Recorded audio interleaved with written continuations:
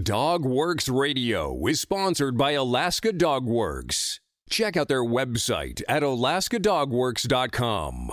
You can support this podcast on patreon.com/firstpawmedia. Hello and welcome to today's episode of Canadian Challenge Tales. We're joined today on location from YesICan Kennels. We have Max Bartuko. How are you doing today, Max? Hi, Dan. I'm doing very good today. Thanks for being here. Perfect. Thanks, Max. It's been a pleasure to be here. You were a third place finisher in the 10-dog 200-mile race last year with the Canadian Challenge. And I know you've had some other racing experience. We're looking forward to hearing all about it today. What I thought we would start with is if you can tell us a little bit about your journey on the way to dog sledding and your life here at YesICan Kennels. Well, that's a long journey. So when I first came in Canada, so you're probably gonna hear that, but I'm from France with my accent. So when I first came to Canada, my plan was to cross Canada by walking, canoeing, and biking and skiing from East Coast to the Arctic.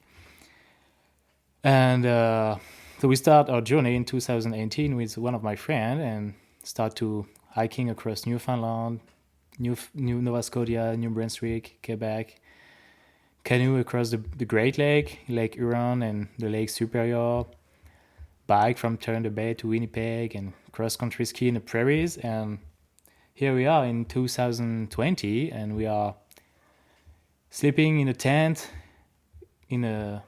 beside just a skidoo trail, and we're looking for a warm place because it was very cold. And we contact Anna. We look on Workaway, and she was looking for handlers. And we contact her, and do you need help? And she said, yeah, sure. So we were actually just close to her training trail for sled dogs. And she came pick us up, and here we go. We go to YesICan Kennel and start to learn about sled dog.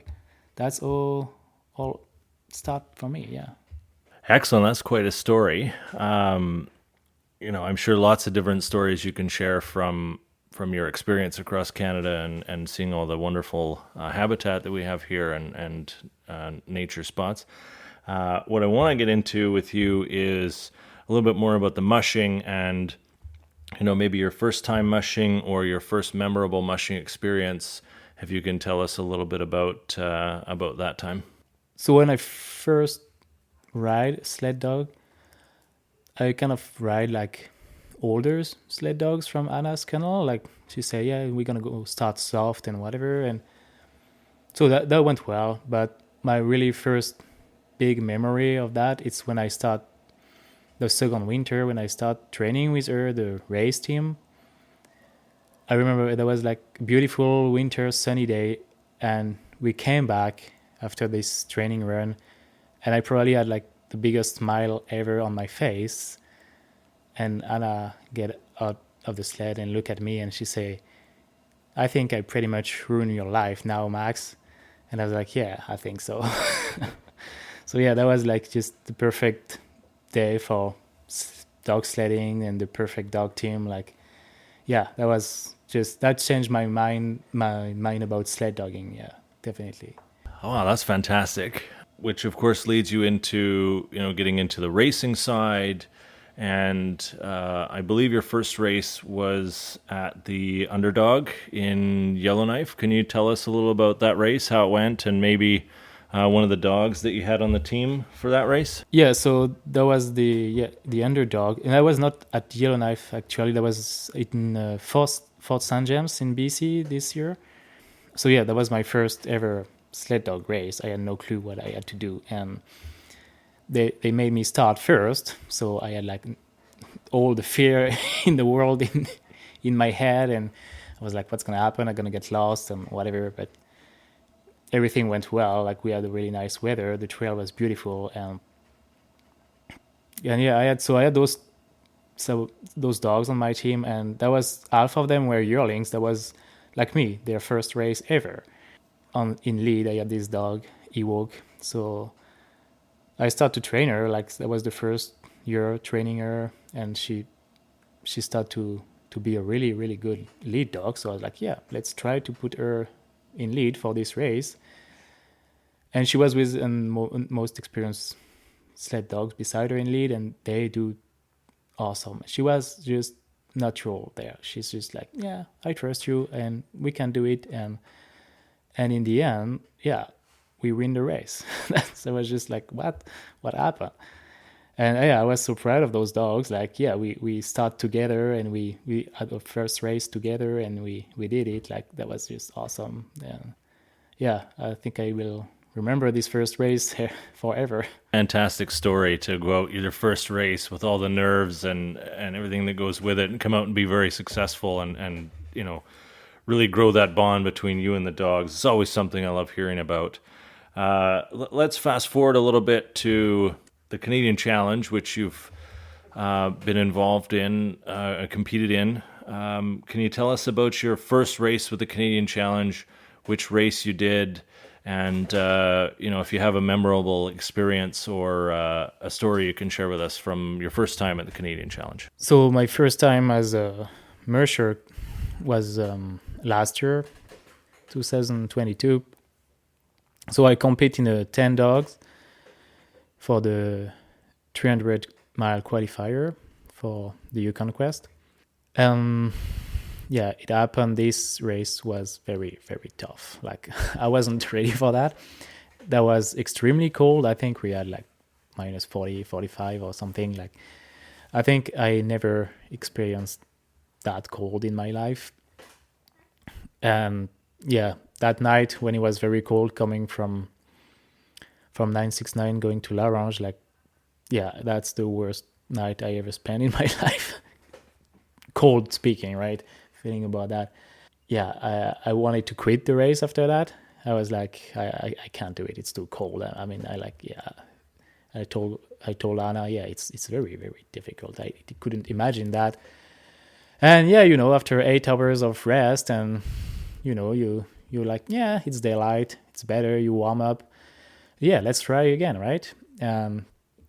We left the checkpoint of La Ronge and start running to Mississippi. And here it's the sunset, and after that you get the northern light dancing. You have all those little lakes and portage, and it sounds like the true north, right? It's just like a dream. Like, after that day I was like, yeah, I can check that off my bucket list. Like, sled dog being in an icing lake with northern light, yeah, that's done. That's one of the best memory of that last year challenge. And you forget the cold, and yeah, and you want to go back. Yeah, it certainly was a cold for the first few days of the challenge. I know that was a 54-mile stretch, you know, some of which across Lac La Ronge, that was very challenging for the entire group. You know, some well-needed rest in La Ronge and some warm-up in the tent and some good food, and everybody seemed to be ready to carry on with the next stage. So you did finish in third, which is tremendous given your first time with the challenge in the 10-dog category. What I'm really curious about is, as you plan for next year's races and your race season, and you see you're already registered for the Canadian Challenge again this year, which we're happy to have you. Are there any dogs that you had on last year's team, or that weren't not on last year's team, that you have in the kennel that might make the team this year? And can you tell us a little about them? Yes, of course.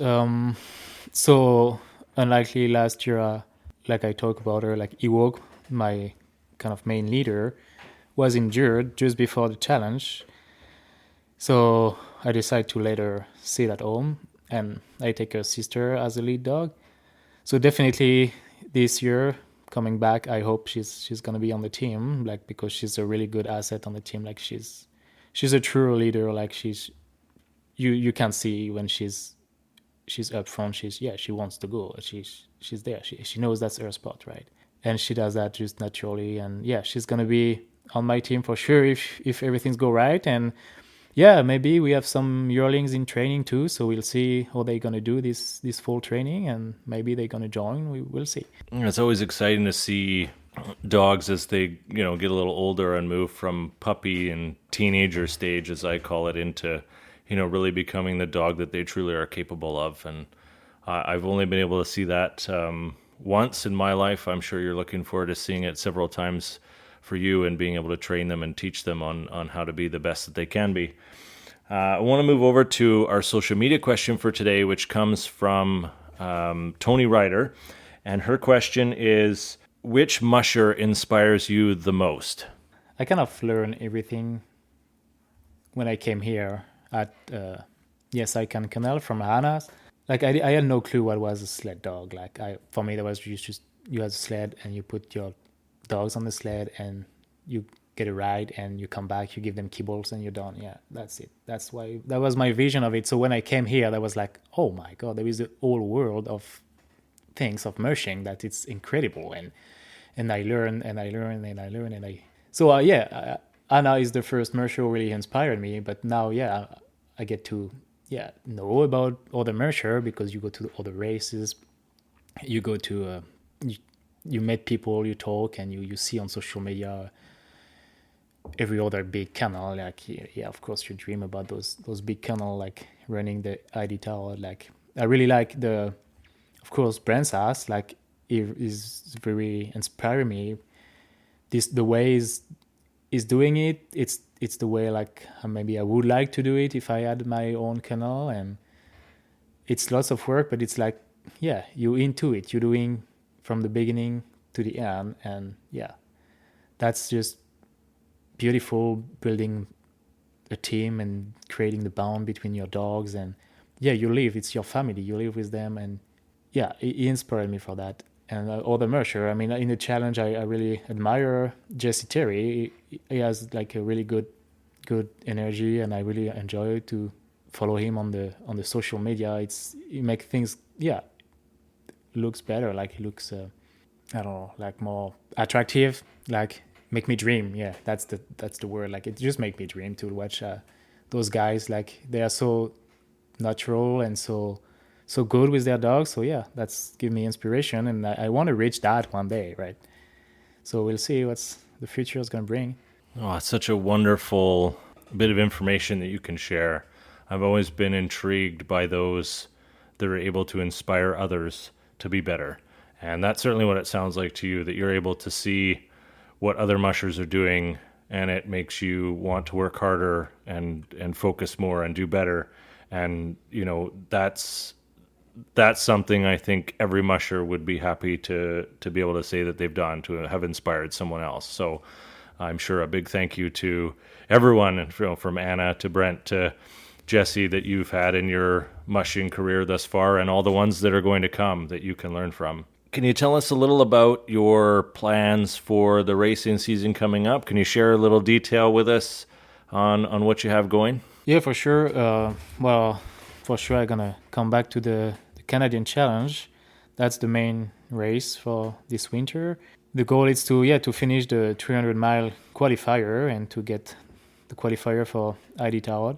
That's going to be the main goal this winter. After there is some other race. Maybe I will go, probably for sure I'm going to go to Underdog in Yellowknife. That's really nice race there. Everybody's super welcoming and wonderful over there. It's a long drive, but it's definitely worth it. It's just an amazing race there. And for now, I don't know for the other race. We'll see. Full training just starts, so we'll see.